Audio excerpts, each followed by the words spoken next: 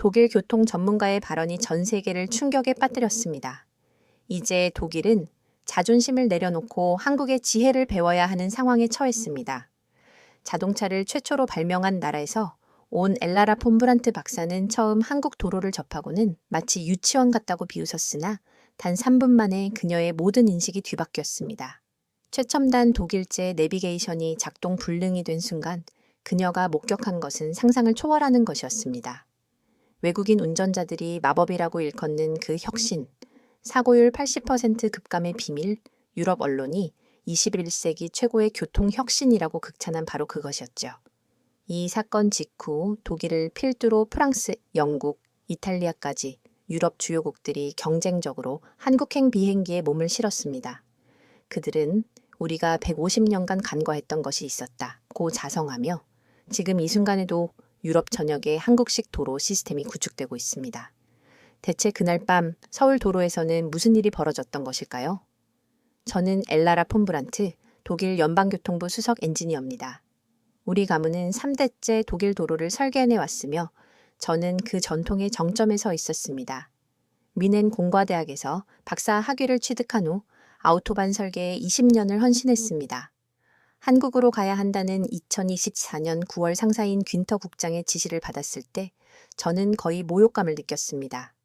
귄터는 엘라라 국제협력 차원이야. 일주일만 참고 다녀와. 한국도 나름 발전했다고 하니? 라며 어깨를 으쓱했지만 저에게는 명백한 시간 낭비처럼 느껴졌습니다. 도로 기술에서 독일, 즉 아우토반과 벤츠, BMW의 나라를 따라올 나라가 어디 있겠냐고 생각했습니다. 저는 한국에 대해 삼성 갤럭시, K-POP, 김치 정도 외에는 아는 것이 전무했지만 도로 기술만큼은 독일이 절대적이라고 굳게 믿었습니다. 저의 할아버지는 아우토반을 설계했고 아버지는 통일 후 동독 지역 고속도로를 현대화했습니다. 저는 그 유산을 이어받아 유럽 최고의 도로를 건설하고 있었죠. 출국 전날 동료들과 뮌헨의 유명 맥주집에서 저녁 식사를 했습니다. 동료 클라우스는 엘라라, 한국 가서 뭘 볼 게 있겠어? 그냥 관광이나 하고 와 라고 비웃었습니다. 그는 포르쉐의 본사와 협력하여 도로 안전 시스템을 개발하는 팀의 리더였습니다. 동료 하이디 역시 맞아. 아시아 도로는 보나마나 혼잡하고 무질서할 거야. 규칙도 없을 거고 라고 거들었습니다.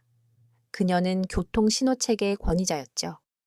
우리는 일주일이면 충분하며 형식적으로 둘러보고 우리 독일 시스템의 우수성만 확인하고 돌아오자고 의견을 모았습니다. 사실 저는 이미 보고서의 결론, 즉 독일 시스템의 우수성 재확인으로 머릿속을 정리해 놓은 상태였습니다. 저는 BMW 본사가 위치한 뮌헨에서 태어나고 자랐습니다. 거실 창문으로는 BMW 본사 건물이 보였고 매일 출근길에는 최신 모델들이 시험 주행하는 모습을 지켜볼 수 있었습니다. 독일 자동차와 독일 도로는 제 삶의 근간이었죠. 아우토반은 단순한 도로가 아니라 질서, 효율성, 그리고 완벽함이라는 독일 정신의 상징이었습니다. 속도 제한 없는 구간에서 시속 300km로 달려도 안전한 것은 우리의 설계가 완벽했기 때문이라고 확신했습니다. 비행기에 오르면서도 저는 여전히 오만했습니다. 이코노미 클래스 좌석에 앉아 최소한 비즈니스 클래스는 태워줘야 하는 거인 게 아닌가? 독일 연방정부 대표로 가는 건데 라고 투덜거렸습니다. 12시간의 비행은 고문처럼 느껴졌고 기내식도 입에 맞지 않았으며 옆자리 한국인 승객이 김치 냄새, 나는 음식을 계속 먹어 머리가 지끈거렸습니다. 빨리 끝내고 독일로 돌아가자. 독일이 그립다. 인천공항에 도착했을 때는 이미 피로와 짜증이 극에 달했습니다. 공항은 예상외로 현대적이고 효율적이었으나 저는 공항 하나 잘 지었다고 도로 기술이 뛰어난 것은 아니다라고 치부했습니다. 수화물을 찾아 렌터카 업체로 향하면서 최소한 독일차를 운전해야 이 낯선 나라를 견딜 수 있으리라 생각했습니다. 카운터 직원에게 현대나 기아 같은 한국 차는 절대 안 됩니다. 독일 차 있나요? 라고 물었습니다. 직원이 당황하며 벤츠 E 클래스가 있습니다만 이라고 답하자 저는 그거면 됐어요. 열쇠 주세요. 라며 최소한의 위안을 찾았습니다. 한국 차를 운전하는 것은 상상조차 하기 싫었으니까요. 주차장에서 검은색 벤츠 최신 모델을 찾았습니다. 최고 사양의 내비게이션 시스템을 한국어로 설정했습니다. 독일어로 설정하면 한국 지명을 제대로 안내하지 못할 것 같아서였죠. 자, 이제 서울로 가보자. 얼마나 엉망인지 확인해보지. 그러나 공항을 나서자마자 저는 경악했습니다. 도로 바닥 전체가 파란색, 초록색, 노란색, 심지어 분홍색까지 온통 색칠되어 있었습니다. 이게 뭐야? 유치원인가? 어린애들 놀이터야? 저는 혼자 코웃음을 쳤습니다. 독일 아우토반은 흰색 실선, 점선, 그리고 노란색 중앙선만으로 단순하고 명확하며 운전자가 규칙을 알고 지키면 충분합니다. 그런데 한국은 도로를 마치 장난감처럼 만들어 놓은 듯 했습니다. 더욱 황당한 것은 색깔선들이 끊임없이 이어지는 것이었습니다. 파란색 선은 공항에서 시작하여 어딘가로 계속 이어지고 초록색, 노란색은 각각 다른 방향으로 안내하고 있었습니다. 대체 이게 무슨 의미야? 운전자들을 바보 취급하는 건가? 서울로 향하는 고속도로를 달리면서 계속 고개를 저었습니다. 독일에서는 표지판만으로 충분한데 왜 이리 복잡하게 만들었을까? 게다가 도로 위에는 전혀 읽을 수 없는 한글 표시들이 가득했습니다. 이런 원시적인 방법으로 교통을 통제하려 하다니 역시 아시아 국가는 한계가 있어. 1시간쯤 운전하니 서울 시내가 보였습니다. 고층 빌딩들이 즐비했지만 제 눈에는 그저 무계획적으로 세워진 콘크리트 덩어리로만 비쳤습니다. 강남의 호텔에 도착해 체크인하면서도 와이파이는 되겠죠? 방에 커피 머신은 있나요? 인스턴트 말고 진짜 커피 말이에요. 라고 계속 불평했습니다. 직원은 미소 지으며 응대했지만 모든 것이 낯설고 불편하여 저는 짜증이 났습니다. 방에 들어가자마자 노트북을 켜고 베를린 본부에 첫 보고를 작성했습니다. 한국 도착. 도로 시스템은 예상대로 비효율적이고 유치함. 색깔로 도로를 구분하는 원시적 방법 사용 중. 운전자의 지능을 무시하는 접근법으로 보임. 자세한 분석은 추후 보고 예정. 이메일을 보내고 창밖 서울의 야경을 내다봤습니다. 화려했지만 제 눈에는 무질서한 불빛의 향연으로만 보였죠. 일주일만 버티자. 그리고 다시는 오지 말자. 침대에 누워서도 깔끔한 아우토반, 질서 정연한 프랑크푸르트 공항, 그리고 미네네 맥주가 그리웠습니다. 내일은 이 시스템의 문제점을 철저히 조사하여 독일의 우수성을 증명하는 보고서를 쓰리라 다짐했습니다. 그때만 해도 저는 제가 얼마나 오만하고 무지했는지, 그리고 다음날 목격할 충격적인 장면과 며칠 후 제 목숨을 구할 색깔선, 제 인생을 바꿀 깨달음을 전혀 예측하지 못했습니다. 독일 최고의 도로 전문가라는 자부심으로 가득 차서 저는 첫날 밤을 보냈습니다. 다음날 아침 시차 적응이 안 되어 새벽 5시에 눈이 떠졌습니다. 창밖 서울은 이미 움직이기 시작했습니다. 부지런한 건 인정해야겠군. 호텔 뷔페에 아침 식사에 김치가 있는 것을 보고 또다시 놀랐습니다. 아침부터 저런 매운 것을 먹다니 역시 이해할 수 없는 나라야. 커피만 마시고 어제 빌린 벤치에 올라탔습니다. 오늘의 목표는 서울 시내의 주요 교차로와 고속도로 분기점을 조사하는 것이었습니다. 첫 목적지는 영동대교 남단으로 한국 측 자료에 따르면 서울에서 가장 복잡한 분기점 중 하나라고 했습니다. 내비게이션을 따라 도착한 분기점은 5방향으로 갈라지는 구조의 6차선이 3차선으로 줄었다가 다시 늘어나는 강과 지하차도가 동시에 연결된 아찔한 구조였습니다. 저는 이건 완전히 설계 실패작이야. 독일이었다면 절대 허가하지 않을 구조다 라고 판단했습니다. 안전한 곳에 차를 세우고 카메라를 꺼냈습니다. 이런 엉망인 설계를 기록하여 보고서에 넣을 작정이었습니다. 출근 시간인 7시 30분쯤 되자 차들이 몰려오기 시작했습니다. 자, 이제 지옥이 시작되겠군. 카메라 준비 완료. 독일 교통이론에 따르면 이런 복잡한 구조에서는 반드시 병목 현상이 발생하고 운전자들이 당황하여 급작스러운 차선 변경을 시도하다 사고가 나기 마련입니다. 하지만 5분이 지나도 10분이 지나도 아무 일도 일어나지 않았습니다. 15분이 지나면서 저는 믿을 수 없는 광경을 목격했습니다. 수백 대의 차들이 마치 강물이 흐르듯이 각자의 방향으로 흩어져 나가는 것이었습니다. 그것도 무작위가 아니었습니다. 인천공항 방향은 파란색 선, 강남 방향은 초록색, 성남 방향은 노란색을 따라가고 있었습니다. 이게 어떻게 가능한 거지? 더 놀라운 것은 차들이 미리 준비한다는 것이었습니다. 분기점 한참 전부터 자신이 가야 할 색깔선으로 차선을 변경하기 시작했고 마지막 순간에 급하게 끼어드는 차는 거의 없었습니다. 특히 대형 화물차들이 인상적이었습니다. 독일 분기점에서 가장 위험한 존재들인 화물차들이 여기서는 모두 주황색 선을 따라 가장 바깥쪽 차선으로 일찌감치 이동해 있었습니다. 저 운전자들이 모두 특별 훈련을 받은 건가? 아니면 한국인들이 특별히 운전을 잘하는 건가? 계속 관찰하자 패턴이 보이기 시작했습니다. 색깔 유도선이 단순히 방향만 알려주는 것이 아니었습니다. 분기점 1km 전부터 점진적으로 나타나 운전자들에게 충분한 준비 시간을 제공하고 있었습니다. 예를 들어 파란색 선은 처음에는 점선으로 시작하여 분기점에 가까워질수록 실선이 되고 폭도 넓어졌습니다. 마치 이제 준비하세요.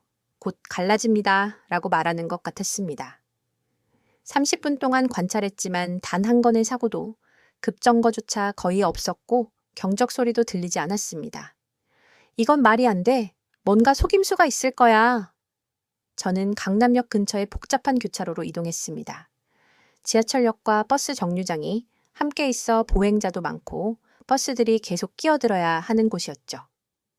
독일 같으면 교통지옥이 될 곳이었지만 여기서도 마찬가지였습니다. 신호가 바뀔 때마다 수십 대의 차들이 각자의 색깔을 따라 정확히 목적지 방향으로 흐트러져 나갔습니다. 특히 버스 전용차로 주황색을 일반 차들이 철저히 비켜주는 모습이 놀라웠습니다. 점심시간 무렵 고속도로 나들목 4개가 연결된 대형 분기점으로 갔습니다. 여기서는 분명 문제가 있을 거야. 하지만 오히려 더 놀라운 광경이 펼쳐졌습니다. 각 나들목마다 다른 색깔이 배정되어 있었고 차들은 마치 춤을 추듯 자연스럽게 각자의 길로 흩어졌습니다. 심지어 길을 잘못 든 차들을 위한 배려도 있었습니다.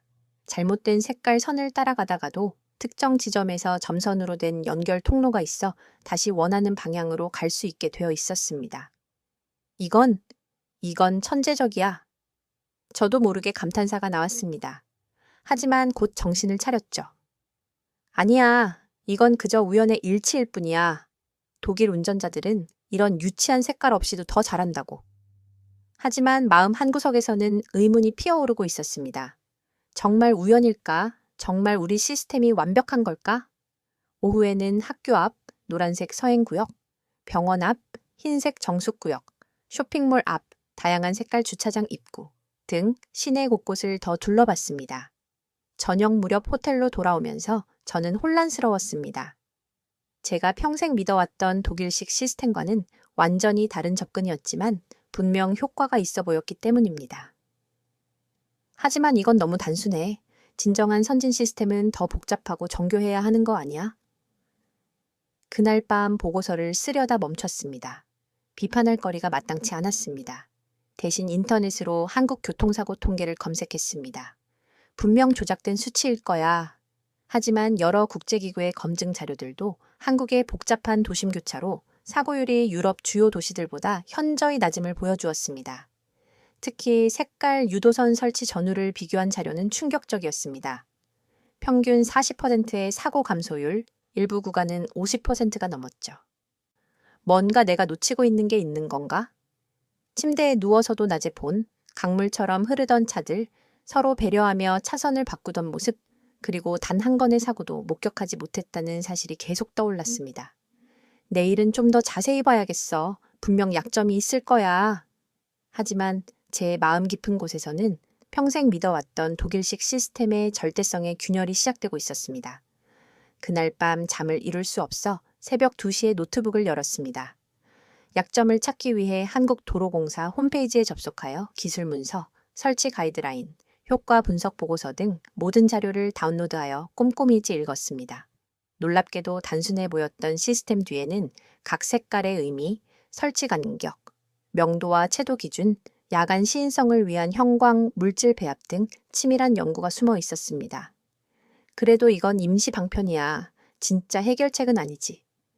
새벽 4시쯤 독일 동료들과 화상회의를 했습니다. 동기 마르쿠스는 제 얼굴을 보고 엘라라, 얼굴이 왜 그래? 한국 음식이 안 맞아? 라고 걱정스럽게 물었습니다. 저는 색깔 유도선, 자연스러운 교통 흐름, 낮은 사고율 등을 설명하기 시작했습니다. 처음엔 진지하게 듣던 마르쿠스가 갑자기 웃음을 터뜨렸습니다. 하하, 엘라라, 농담도 잘하네. 색깔 따라 운전한다고? 그게 효과가 있다고? 제가 영동대교 분기점에서 직접 봤다고 주장했지만 마르쿠스는 우리가 지금 레벨 4 자율주행, 인공지능 시스템을 개발하는데 한국은 아직도 크레파스 놀이나 하고 있다고? 라고 일축했습니다. 화면에 클라우스, 하이디, 러어 등 다른 동료들도 나타났습니다. 클라우스는 코웃음을 치며 아시아인들의 장난감이지 뭐 라고 말했습니다. 하이디는 혹시 그들이 당신을 세뇌시킨 거고 아니야? 김치를 내때 너무 많이 먹으면 그럴 수 있대 라며 모두가 웃었습니다. 저도 약간 안심이 되었습니다.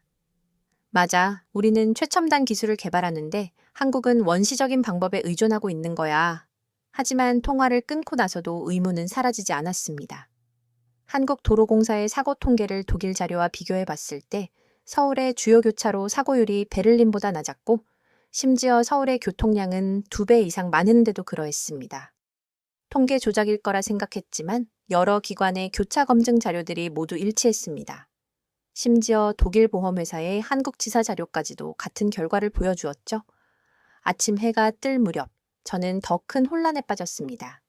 독일식 접근법이 최고라고 믿었는데 단순한 색깔선이 더 효과적일 수 있다는 것을 인정하기 어려웠습니다. 아침 식사를 위해 호텔 레스토랑에 내려갔을 때 한 독일인 관광객 가족의 대화를 우연히 엿들었습니다. 아버지로 보이는 남자가 어제 운전하는데 정말 편했어. 색깔만 따라가니까 길 찾기가 너무 쉽더라. 라고 말했고 어머니는 맞아요. 미넨에서는 표지판 보느라 사고 날 뻔한 적이 한두 번이 아닌데 라고 맞장구 쳤습니다. 심지어 어린 여자아이는 아빠, 파란색 따라가면 공항에 가 라고 자랑스럽게 말하며 내비게이터 역할을 하고 있었습니다. 독일인들조차 한국 시스템을 더 편하게 느끼고 있었던 것입니다. 이건 인정하기 싫지만 그날 오후 저는 직접 운전하여 체험해보기로 결심했습니다. 벤츠에 시동을 걸고 목적지 없이 색깔 선들을 따라가 봤습니다. 처음에는 어색했지만 10분도 지나지 않아 적응했습니다. 파란색을 따라가니 공항 방향, 초록색으로 바꾸니 강남으로 돌아왔고 노란색은 성남 방향, 주황색은 시내 순환도로였습니다. 가장 인상적이었던 것은 스트레스가 전혀 없다는 점이었습니다. 독일에서는 표지판을 놓칠까봐 항상 긴장하는데 여기서는 색깔만 따라가면 됐으니까요. 이거 정말 편하네. 저는 속으로 인정했지만 여전히 자존심이 허락하지 않았습니다. 그래도 이건 임시방편이야. 진정한 해결책은 아니지. 저녁, 호텔 프런트에서 내일 한국교통 관계자들과의 만찬이 잡혔다는 메시지를 받았습니다. 좋아, 그들에게 직접 물어보자. 왜 이런 원시적인 방법을 고집하는지. 하지만 다음 날 밤, 제 벤츠가 저를 배신하고 그 원시적인 색깔선이 제 목숨을 구하게 될 것이라고는 상상조차 못했습니다. 금요일 저녁 6시, 저는 강남의 고급 한식당에 도착했습니다. 한국 국토교통부와 도로공사 관계자들이 마련한 만찬이었습니다. 국토부의 이지혜 과장은 유창한 영어로 저를 맞이했습니다. 옥스퍼드에서 도시계획학 석사를 했다고 하더군요. 만찬 분위기는 편안했고 특히 불고기라는 한국 음식이 인상적이었습니다. 도로공사의 최민준 부장은 독일의 아우토반을 칭찬하며 대화가 시작되자 저는 평소 생각을 말했습니다. 솔직히 말씀드리면 색깔로 도로를 구분하는 것은 임시방편에 불과합니다. 진짜 해결책은 운전자 교육과 첨단 기술이죠. 독일은 완전 자율주행을 개발하고 있어요. 순간 분위기가 어색해졌지만 이 과장이 부드럽게 대답했습니다. 독일의 기술력은 놀랍습니다. 하지만 저희는 모든 사람이 쉽게 이해할 수 있는 시스템을 만들려고 합니다. 제가 하지만 그건 운전자를 바보 취급하는 거 아닌가요? 라고 날카롭게 묻자 최 부장은 미소를 지으며 반문했습니다. 오히려 반대입니다. 운전자를 믿기 때문에 단순한 도구만 제공하는 거죠. 복잡한 시스템은 오히려 운전자를 믿지 못해서 만드는 게 아닐까요? 그 말에 저는 생각해보지 못한 관점이라 할 말을 잃었습니다. 만찬은 밤 9시쯤 끝났고 금요일 밤 강남 거리는 젊은이들로 북적였습니다. 일행들과 작별하고 주차장으로 향했습니다. 밤 운전은 처음이었고 교통량도 많았습니다. 한국의 밤 도로가 얼마나 혼잡한지 확인할 좋은 기회군. 내비게이션에 호텔 주소를 입력하고 벤츠에 시동을 걸었습니다. 처음 10분은 벤츠의 부드러운 승차감과 정확한 내비게이션에 역시 독일차가 다르다고 생각했습니다. 하지만 한남대교에 진입하자마자 폭우가 쏟아지기 시작했습니다. 일기예보에도 없던 국지성 호우였습니다. 빗줄기가 너무 굵어 와이퍼를 최고 속도로 작동시켜도 앞이 제대로 보이지 않았습니다. 바로 그때 내비게이션에 문제가 발생했습니다. GPS 신호를 찾을 수 없습니다. 폭우와 고층 빌딩 지역 특성상 신호 장애가 발생한 것이었습니다. GPS가 끊기자 내비게이션은 마지막으로 저장된 경로를 기준으로 엉뚱한 안내를 시작했습니다. 300m 앞에서 우회전하세요. 하지만 이미 한남대교를 절반쯤 건넌 상태라 우회전 차로가 있을 리 없었습니다. 저는 공포에 빠지기 시작했습니다. 비는 거세지고 내비게이션은 잘못된 안내를 하고 주변 차들은 쌩쌩 지나가고 있었습니다. 이대로 가다가는 큰일 나겠어. 벤츠의 최첨단 시스템도 이 상황에서는 아무 쓸모가 없었습니다. 벤츠가 날 배신하다니. 독일 최고의 기술이 한국의 폭우 앞에서는 무력했어요.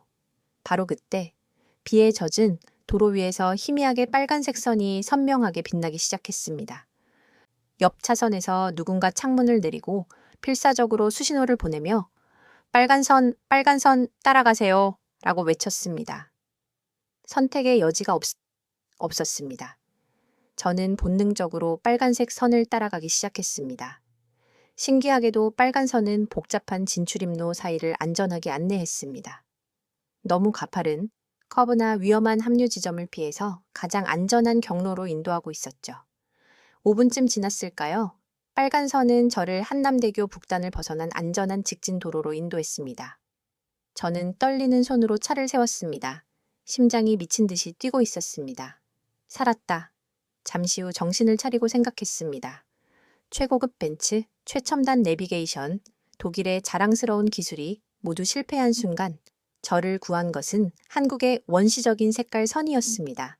나중에 알았지만 빨간색은 운전자들이 길을 잃거나 GPS가 먹통이 되는 위험 상황에서 안전하게 빠져나갈 수 있도록 설치된 긴급 탈출 유도선이었습니다. 아날로그 방식의 백업 시스템이었던 거죠. 호텔로 돌아오는 길, 저는 우리가 너무 기술에만 의존했던 건 아닐까?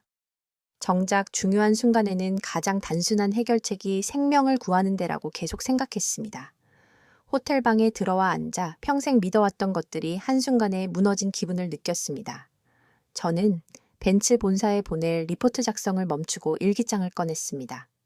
오늘 밤 독일의 자존심이 무너졌다. 하지만 동시에 새로운 깨달음을 얻었다.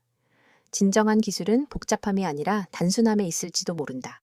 내일은 한국 시스템을 제대로 이해해봐야겠다. 이번에는 편견 없이 열린 마음으로 창밖도로 위에 색깔선들이 가로등 불빛에 반짝이고 있었고 처음으로 그것들이 아름답게 보였습니다. 토요일 아침 저는 일찍 일어나 무작정 한국도로공사를 찾아갔습니다. 원래 일정에는 없었지만 직접 물어보지 않고는 견딜 수 없었습니다. 도로공사 건물은 독일 연방교통부의 웅장함과는 달리 소박했습니다. 안내 데스크 직원에게 신분을 밝히자 곧 정태환 부장이 나타났습니다. 그는 편안한 차림의 온화한 인상이었습니다. 부장님은 김서영 과장에게서 제 이야기를 들었으며 어젯밤 한남대교에서 무사했던 것을 다행으로 여긴다고 말했습니다. 저는 얼굴이 빨개졌습니다. 정 부장의 사무실은 더욱 소박했는데 화려한 장식 대신 벽에는 아이들이 그린 듯한 도로 그림들이 걸려 있었습니다. 그는 매년 어린이 교통 안전 그림 대회의 수상작이라고 설명했습니다. 저는 겸손하게 물었습니다. 어떻게 그런 시스템을 만들 생각을 하셨나요? 정 부장은 잠시 생각하더니 천천히 말했습니다. 엘라라 박사님, 독일 분들은 운전자를 교육시키려 하시죠. 하지만 우리는 다릅니다. 우리는 운전자를 가르치지 않고 도와줍니다. 그는 도로는 시험장이 아니며 사람은 실수할 수 있고 길을 잃을 수도 있다고 했습니다. 색깔 유도선은 그런 실수를 예방하고 바로잡을 수 있게 돕는 장치라는 것입니다. 저는 충격을 받았습니다. 하지만 그건 운전자의 실력을 떨어뜨리는 거 아닌가요? 정 부장은 오히려 반대예요. 스트레스 받지 않고 편안하게 운전할 수 있으니 더 안전하죠. 라고 답했습니다. 그는 어제 폭우 속에서 벤츠 내비게이션이 작동했더라도 복잡한 안내를 폭우 속에서 이해하기는 어려웠을 것이라고 지적했습니다. 그는 색깔은 본능적이에요. 빨간색을 보면 위험이나 긴급을, 파란색은 안정, 초록색은 안전을 떠올리죠. 이건 교육이 필요 없는 인간의 본능이에요. 라고 강조했습니다. 제가 너무 단순하지 않냐고 묻자 그는 가장 좋은 해결책은 가장 단순한 해결책입니다. 삼성 스마트폰이든 아이폰이든 80세 할머니든 8살 아이든 한국인이든 독일인이든 누구나 색깔은 구분할 수 있으니까요. 라고 진지하게 말했습니다. 그는 독일 아우토반이 훌륭하지만 그것은 독일어를 읽을 수 있고 독일 교통 규칙을 아는 독일인만을 위한 도로가 아니냐고 물었습니다. 그 말이 제 가슴에 깊이 박혔습니다. 한국에는 다양한 나라에서 온 노동자, 관광객, 미군, 그리고 저 같은 유럽 방문객들이 있으며 이들 모두를 위한 도로가 필요했기 때문에 색깔을 사용했다는 것입니다. 언어가 달라도 문화가 달라도 색깔은 같으니까요. 정 부장은 색깔, 유도선 설치 전후의 상세한 비교 자료를 보여줬습니다. 인천공항 고속도로 합류 지점의 외국인 렌터카 사고가 월 평균 12건에서 2건으로 83% 감소했습니다. 숫자들이 모든 것을 말해주고 있었습니다. 저는 조심스럽게 왜 유럽에서는 이런 시도를 하지 않았는지 물었습니다. 정 부장은 아마도 자부심 때문 아닐까요? 라고 미소 지으며 대답했습니다. 이미 최고라고 믿으면 변화를 시도하지 않으니까요. 저희는 우리 시스템이 부족하다는 것을 인정했고 그래서 새로운 시도를 할 수 있었죠. 그 말은 정확히 저와 독일을 가리키고 있었습니다. 우리는 1시간 넘게 이야기를 나누었습니다. 정 부장은 단순해 보이는 색깔 뒤에 숨은 과학적 연구, 인간공학적 설계, 그리고 무엇보다 사용자 중심의 철학을 설명했습니다. 대화를 마치고 저는 처음으로 겸손하게 말했습니다. 부장님, 제가 정말 오만했습니다. 사과드립니다. 정 부장은 아닙니다. 저희도 많이 배웠습니다. 다만 이제 알았어요. 기술만이 답이 아니라는 것을요. 기술과 사람의 마음이 만나는 지점, 그게 진짜 혁신 아닐까요? 도로공사를 나서며 저는 완전히 다른 사람이 된 기분이었습니다. 무너진 자존심 대신 새로운 깨달음이 자리 잡았죠. 정 부장과의 대화 중 벽에 걸린 아이들 그림을 다시 봤고 특히 무지개색으로 도로를 그린 그림이 눈에 띄었습니다. 정 부장은 그 그림이 색깔 유도선에 시작이 된 특별한 사연이 있다고 했습니다. 그것은 2018년 7살 남자아이 민호의 이야기였습니다. 민호는 부모님을 복잡한 교차로 오중추돌 교통사고로 잃었습니다. 민호는 도로공사에 그림을 전달하며 이런 편지를 남겼습니다. 아저씨들께 우리 엄마, 아빠가 하늘나라에 갔어요. 자동차들이 많이 부딪혀서요. 안전한 길은 무지개 길이에요. 빨간색은 위험, 파란색은 안전. 무지개를 따라가면 엄마, 아빠처럼 되지 않아요. 민호, 올림, 정 부장은 가슴이 먹먹해졌다고 했습니다. 처음에는 아이를 위로하고 돌려보냈지만 무지개를 따라가면 안전하다는 그 그림이 계속 머릿속에 남았다고 합니다. 정 부장은 팀원들과 이 아이디어를 논의했고 처음에는 모두 황당해했지만 아이들은 복잡한 이론 없이 직관적으로 판단한다는 점에 착안했습니다. 그들은 사고가 자주 나던 작은 동네 사거리에서 시험해봤습니다. 아이의 그림처럼 직진은 파란색, 좌회전은 초록색, 우회전은 노란색으로 표시했습니다. 결과는 놀라웠습니다. 첫 달에 사고가 절반으로 줄었고 3개월 후에는 60%나 감소했습니다. 특히 어르신들과 초보 운전자들이 훨씬 편하다고 반응했습니다. 창부에서는 처음 반대가 심했습니다. 너무 유치하다. 국제적 망신이다. 선진국이 이런 걸 한다고 비웃을 거다.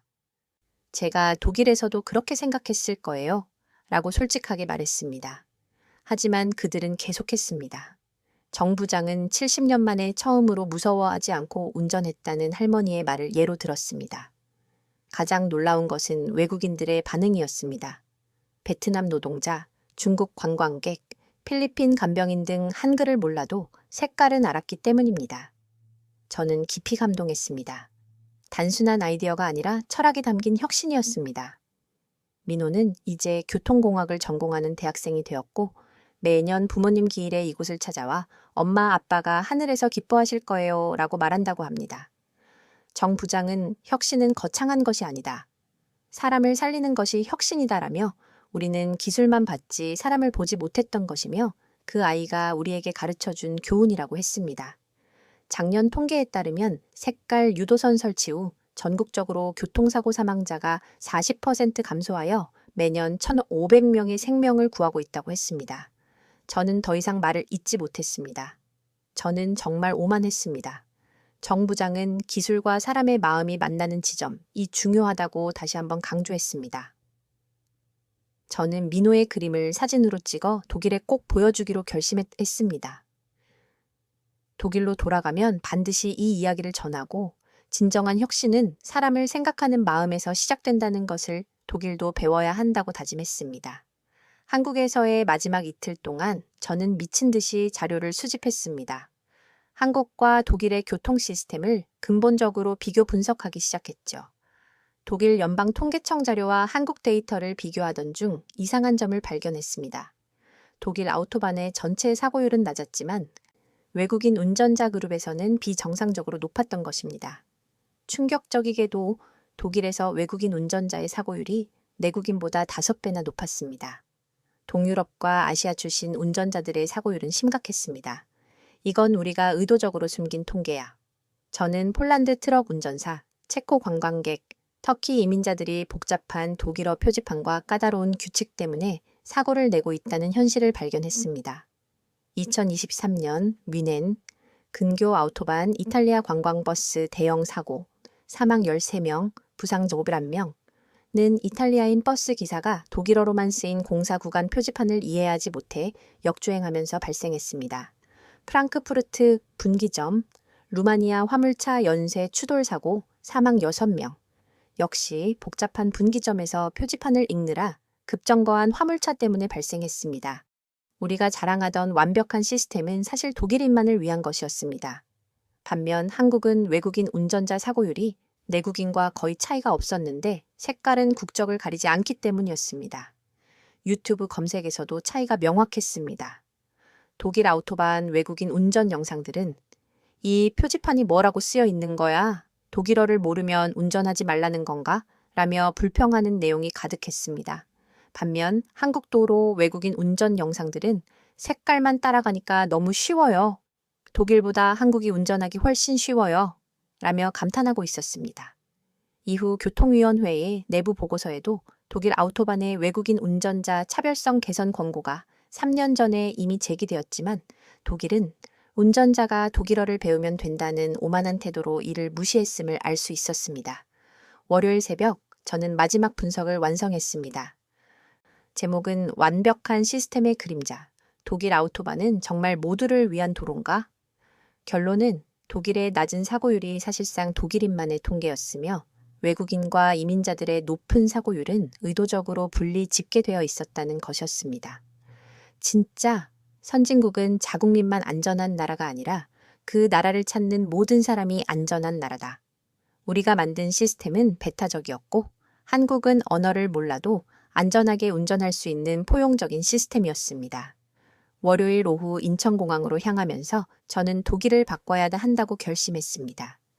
비행기 안에서 보고서를 한국의 색깔 유도선 시스템, 도입 제안, 포용적 도로 인프라를 위하여 라는 제안서로 다시 정리했습니다. 뮌헨 공항에 도착한 화요일 아침, 일주일 전과는 완전히 다른 시각으로 모든 것이 보였습니다. 아우토반의 독일어 표지판들이 외국인에게는 불친절한 안내로 느껴졌습니다. 정말 우리가 이렇게 폐쇄적이었구나.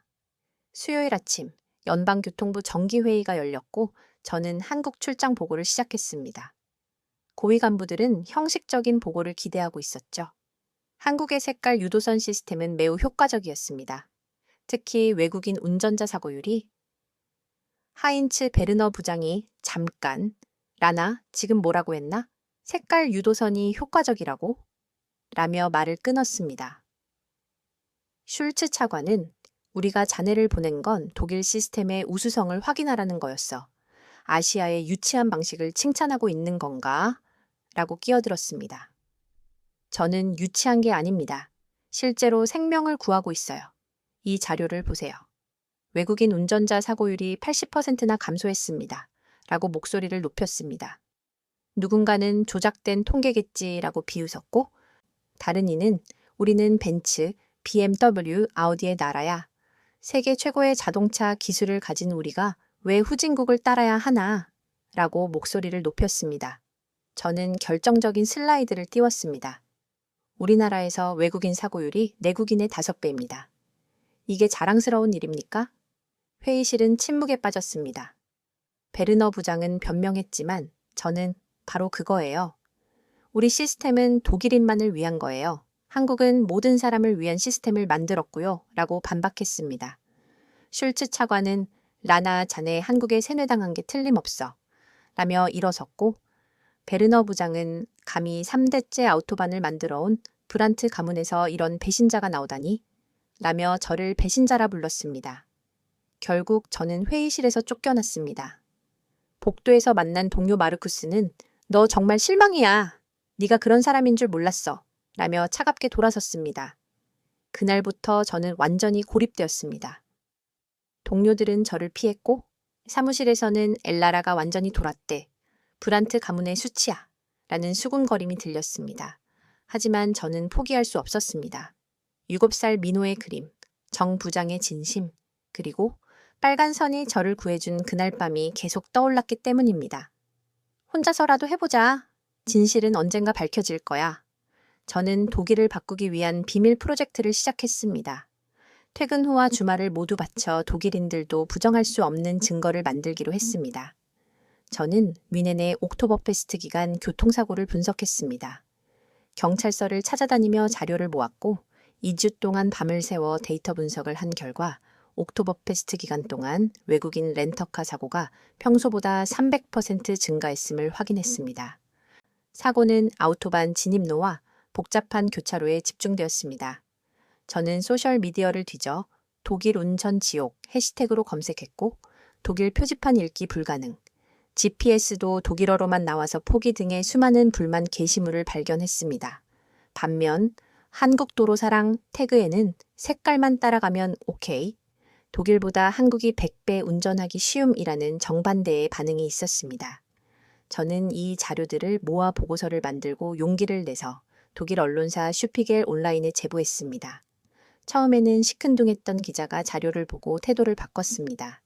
일주일 후 슈피겔 온라인 메인에 독일 도로의 불편한 진실, 외국인에게는 지옥인 아우토반 기사가 실렸습니다. 기사는 폭발적인 반응을 일으켰고 드디어 누군가 이 문제를 제기했네요. 한국 도입했으면 등의 댓글이 쏟아졌습니다. 여론이 들끓자 ARD, ZDF 등 공영방송에서도 이 문제를 다루기 시작했습니다. 결정적인 순간이 왔습니다. EU 교통위원회에서 공식 성명을 발표하며 독일의 교통 시스템 개선 권고안을 검토 중이며 엘라라 폰 브란트 박사의 제안을 긍정적으로 보고 있다고 밝혔습니다. 연방교통부도 더 이상 무시할 수 없게 되었습니다. 베르너 부장이 제 사무실로 찾아와 언론에 제보한 게 자네였군 이라며 어색해했습니다. 그는 상부에서도 압박이 들어오고 있으며 바이에른 주지사 마르쿠스 제도가 직접 관심을 보인다고 알려줬습니다. 2024년 12월 바이에른 주지사 마르쿠스 제도가 연방교통부를 방문했습니다. 주지사는 실용주의자답게 단도직입적이었습니다. 박사님의 보고서를 읽었습니다. 매우 인상적이었어요. 바이에른은 관광이 주요 산업입니다. 외국인들이 안전하게 운전할 수 있어야 해요. 저는 뮌헨 잘츠부르크 구간에 시범 사업을 하자고 제안했고 주지사는 제가 책임지겠습니다. 바이에른의 미래를 위한 일이니까요. 라며 기회를 주었습니다. 보수단체들은 독일의 전통을 지켜라. 아우토반에 크레파스 칠하지 마라. 엘라라 폰 브란트는 매국노다라고 비난하며 격렬하게 반발했습니다. 매일 시위대가 연방교통부 앞에 모였고 저는 협박 편지까지 받았습니다. 하지만 저는 한국에서 배운 대로 작게 시작해서 증명하기로 굴복하지 않았습니다. 2025년 2월 뮌헨 공항에서 시내로 가는 구간에 첫 색깔 유도선 공사가 시작되었습니다. 공사 현장에서는 매일 시위대와 마주쳤지만 작업자들은 묵묵히 일했습니다. 3월 첫째 주 완성된 도로는 공항 시내 파란색, 잘츠부르크 초록색, 시내 순환 노란색, 위험 공사 구간은 빨간색으로 표시되었습니다. 처음 며칠은 독일 운전자들이 혼란스러워했지만 일주일이 지나자 변화가 나타났습니다. 이거 은근히 편한데? 색깔 따라가니까 표지판 안 봐도 되네. 특히 외국인 관광객들의 반응은 폭발적이었습니다. 오 마이 갓! 드디어 독일이 관광객을 배려하기 시작했어. 미넨 공항에서 호텔까지 길 안 잃고 왔어요. 기적이야. 결정적인 통계가 발표되었습니다. 3개월 후 해당 구간의 사고가 35% 감소했고 특히 외국인 운전자 사고는 58%나 줄었습니다. 놀랍게도 공항 렌터카 업체들의 매출이 20% 증가했습니다. 운전이 무서워 택시만 타던 관광객들이 렌터카를 이용하기 시작한 것입니다. 베르너 부장이 찾아와 라나 자네가 옳았어. 내가 너무 고집스러웠네. 미안하네. 라고 사과했고 저는 이제 매국노가 아니라 혁신가가 되어 있었습니다. 함부르크, 프랑크푸르트, 베를린 등 다른 주에서도 도입 자문을 요청하기 시작했습니다. 가장 뿌듯한 순간은 2025년 5월 서울에서였습니다. 저는 국제교통안전 컨퍼런스의 기조 연설자로 초청받았습니다. 공항 출구에서 정태환 부장이 반겨주었고 우리는 따뜻하게 악수했습니다. 서울로 가는 길, 정 부장은 민호가 이번 컨퍼런스에 참석하여 저를 만나고 싶어 한다고 전해주었습니다. 컨퍼런스 당일 저는 무대에 올라 청중석의 청년 민호를 바라보며 발표를 시작했습니다. 9개월 전 저는 오만한 바보였습니다. 저는 독일이 최고라고 믿었지만 한국에선 진정한 선진국은 가장 강한 나라가 아니라 가장 배려하는 나라라는 것을 배웠다고 고백했습니다. 저는 독일의 변화 과정과 시범 사업의 성공을 상세히 설명했습니다. 가장 위대한 기술은 가장 복잡한 기술이 아닙니다. 모두를 위한 기술입니다. 그리고 때로는 7살 아이의 그림이 수천 명의 생명을 구할 수 있다는 것도 배웠습니다. 발표가 끝나자 기립박수가 쏟아졌고 민호는 눈물을 글썽이며 제 그림이 독일까지 갔다니 부모님도 하늘에서 기뻐하실 거예요 라고 말했습니다. 저는 제가 감사하죠. 당신이 세상을 바꾼 거예요 라고 답했습니다. 그날 저녁 정 부장과 저는 한강이 보이는 레스토랑에서 인공지능과 색깔 유도선을 결합한 스마트 도로 시스템이라는 새로운 프로젝트를 함께 구상했습니다. 실시간으로 교통 상황에 따라 색깔이 바뀌는 시스템이었습니다. 기술과 단순함의 조화, 바로 우리가 추구해야 할 방향이죠. 한국에서의 마지막 날, 저는 한남대교를 다시 찾았습니다. 9개월 전 폭우의 밤이 모든 것의 시작이었습니다. 맑은 봄, 하늘 아래 빨간색 긴급 유도선이 선명하게 빛나고 있었습니다. 독일에서 메시지가 도착했습니다. 엘라라, 함부르크도 색깔 유도선 전면 도입 결정. 이제 전 독일이 변하고 있어. 저는 미소 지었습니다. 돌아오는 비행기 안에서 저는 일기장에 적었습니다. 9개월 전 저는 색깔 유도선을 보고 비웃었다. 유치하다고, 원시적이라고. 하지만 그 단순한 색깔이 제 목숨을 구했고 제 인생을 바꿨고 이제는 유럽을 바꿀 준비를 하고 있다. 오만함을 버리고 얻은 것들. 진정한 친구 정태환, 생명을 구하는 기쁨, 겸손함의 지혜, 모두를 위한 세상을 만드는 보람. 한국이 제게 준 가장 큰 선물은 색깔 유도선이 아니었다. 그것은 열린 마음이었다. 이제 저는 안다. 가장 위대한 나라는 가장 강한 나라가 아니라 가장 배려하는 나라라는 것을.